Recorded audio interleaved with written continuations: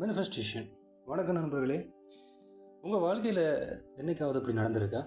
So மேனிஃபெஸ்டேஷனுக்கும் பிரபஞ்சம் உங்களுக்கு தர்ற அந்த ரகசிய சமிச்சைக்கும் எதுவும் தொடர்பு இருக்கா பார்ப்போமா? இப்போ அந்த வீடியோக்குள்ளே போகலாம். நீங்கள் ஒருத்தரை பற்றி நினைப்பீங்க, கரெக்டாக அதே நிமிஷம் அவங்கக்கிட்ட இருந்து கால் வரும். இல்லைன்னா ஒரு முக்கியமான முடிவை எடுக்க போராடிட்டு இருப்பீங்க, அப்போது திடீர்னு ஒரு கார் நம்பர் ரேட்டையோ இல்லை ஒரு போஸ்ட்லேயோ நீங்கள் தேடின அந்த பதில் கண்ணில் படும். இதெல்லாம் தரும் வெறும் தச்சல்னு நினைக்கிறீங்களா? கண்டிப்பாக இல்லை. இந்த பிரபஞ்சம் ஒவ்வொரு நிமிஷமும் உங்கள் கூட பேசிக்கிட்டு இருக்கு. ஆனால் அந்த மொழியை புரிஞ்சுக்கிற பக்குவம் நமக்கு இருக்கா?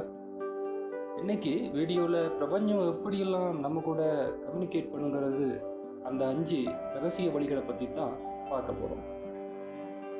ஸ்கிப் பண்ணாமல் கடைசி வரைக்கும் பாருங்கள். ஏன்னா கடைசியில் உங்களுக்காக ஒரு முக்கிய யூனிவர்ஸ் டெக்னிக் காத்திருக்கு. ஸோ தேவதை எண்கள்.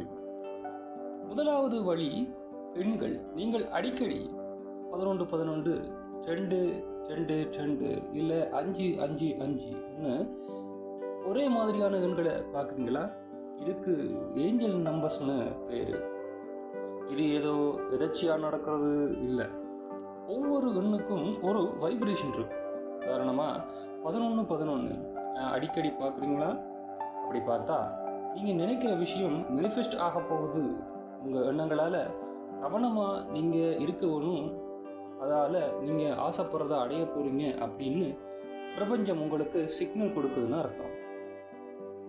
அடுத்த 2வது வழி உள்ளுணர்வு.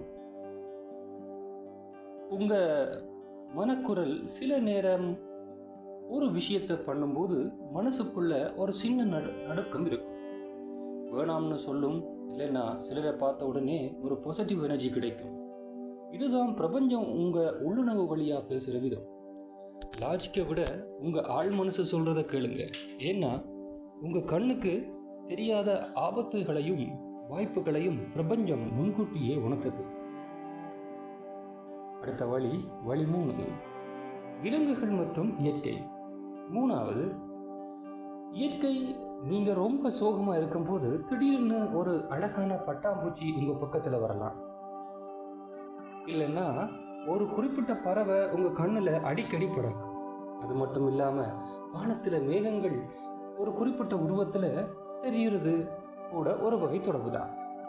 நீ தனியாள் இல்லை, நான் உன் கூட இருக்கு என்ன பிரபஞ்சம் இயற்கையை தூது அனுப்பி உங்களுக்கு ஆறுதல் சொல்லுது. அடுத்த வழி 4, மீண்டும் மீண்டும் நடக்கும் நிகழ்வுகள். 4வது தடைகள். சில நேரம் நீங்கள் ஒரு வேலையை ரொம்ப கஷ்டப்பட்டு செய்வீங்க, ஆனால் அதில் தொடர்ந்து தடை வந்துக்கிட்டே இருக்கும். நாம் என்ன நினைப்போம்னா நேரம் சரியில்லைன்னு நினைப்போம். ஆனால் உண்மை என்னென்னா பிரபஞ்சம் உங்களை அந்த பாதையில் போக விடாமல் தடுத்து உங்களுக்கான சரியான பாதையை காட்ட முயற்சிக்குது. இந்த கதவு மூடப்பட்டதுன்னா வேறு ஒரு கதவு திறக்க போகுதுன்னு அர்த்தம். இறுதியாக முடிவு என்னன்னா, ஸோ நண்பர்களே, பிரபஞ்சம் இந்த மொழியை கவனிச்சு பாருங்க. பிரபஞ்சம் உங்கள்கிட்ட பேசுகிற இந்த மொழியை கவனிச்சு பாருங்க. அமைதியாக ஒரு இடத்துல உட்கார்ந்து எனக்கு ஒரு வழிகாட்டுதல் கொடுன்னு பிரபஞ்சத்திட்டும் கேளுங்க. பதில் கண்டிப்பாக கிடைக்கும். முடிஞ்சா தியானம் பண்ணுங்க. தியானத்தில் உங்கள் கோரிக்கையை வைங்க. கோரிக்கைக்கு பதில் உடனடியாகவோ கொஞ்சம் நேரம் கழிச்சோ கொஞ்சம் காலகாலம் தாமதமாகவோ கிடைக்கலாம். இந்த வீடியோ உங்களுக்கு பிடிச்சிருந்தா லைக் பண்ணுங்க.